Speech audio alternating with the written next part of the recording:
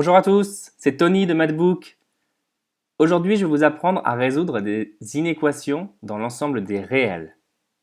Donc, je vais vous donner un exemple simple, un exercice d'application, avec la méthode à faire à chaque fois que vous devrez résoudre une inéquation dans R.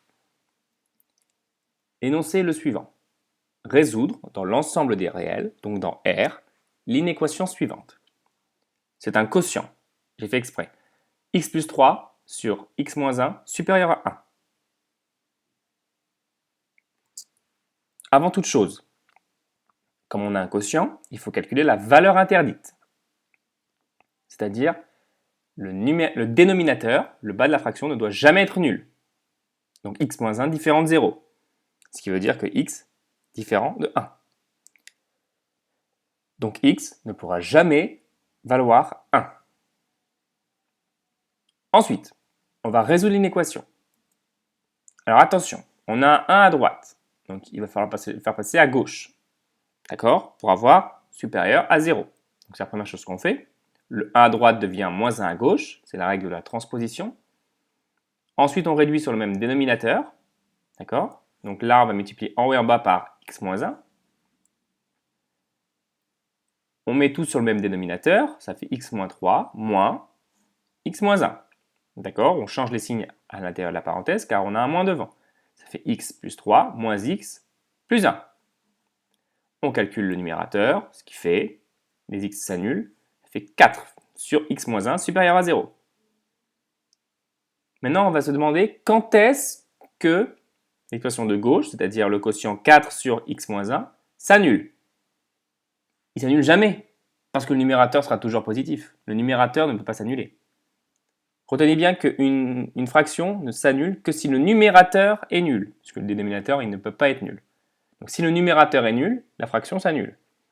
Par contre là, le numérateur, c'est un chiffre, c'est 4, donc il ne sera jamais nul. Du coup, on trace le tableau de signes, on met x ici, moins l'infini plus l'infini, et on va mettre ici les valeurs des racines et des valeurs interdites. Là, les racines, il n'y en a pas car on a 4.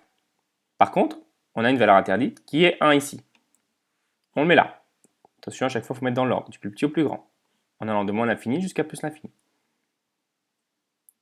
Ici, on met le numérateur, et enfin, ici, on met le dénominateur. Et là, le quotient. On trace un trait ici.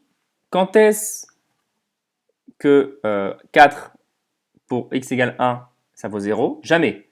Par contre, x moins 1 pour x égale 1, ça vaut 0. Donc on met un 0 ici. D'accord? Si on remplace x ici par la valeur d'ici 1, on tombe bien 0. Donc on met un 0 ici.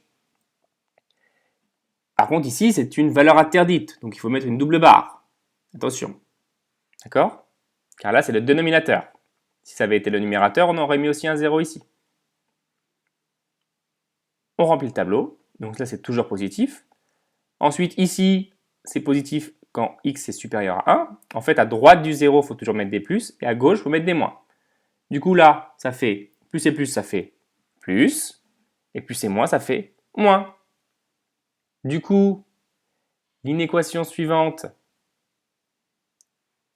elle est supérieure à 1. D'accord? Donc c'est bien cette partie-là.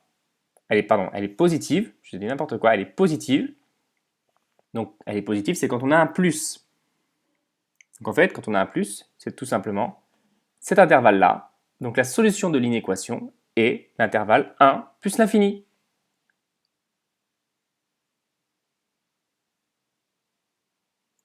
Cette vidéo vous a plu? Alors rejoignez-nous tout de suite sur mathsbook.fr en cliquant sur le lien de la vidéo pour découvrir le cours en ligne, les exercices interactifs, les quiz et toutes les autres vidéos de ce chapitre et des autres chapitres de la 6e à la terminale. A tout de suite sur mathsbook.fr.